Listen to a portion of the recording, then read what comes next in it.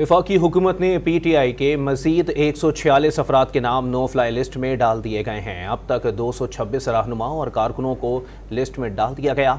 तमाम अफराद की लिस्टें एयरपोर्ट्स पर इमिग्रेशन हुक्काम को फराहम कर दी गई। मजीद तफसीलात हासिल करेंगे डॉन न्यूज़ के नुमाइंदे शकील करार से। शकील करार बताएगा मजीद किस किस रहनुमा को नो फ्लाई लिस्ट में शामिल किया गया है।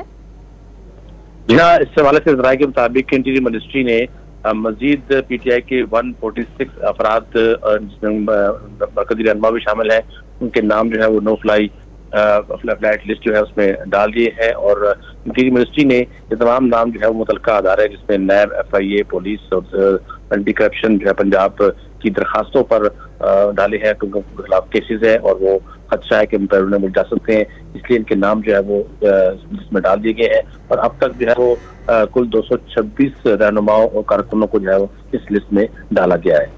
वफाकी हुकूमत ने PTI ने मजीद 146 अफराद के नाम नो फ्लाई लिस्ट में डाल दिए गए हैं, जिसकी तफसीलात बता रहे थे शकील करार। आप बहुत शुक्रिया आपका।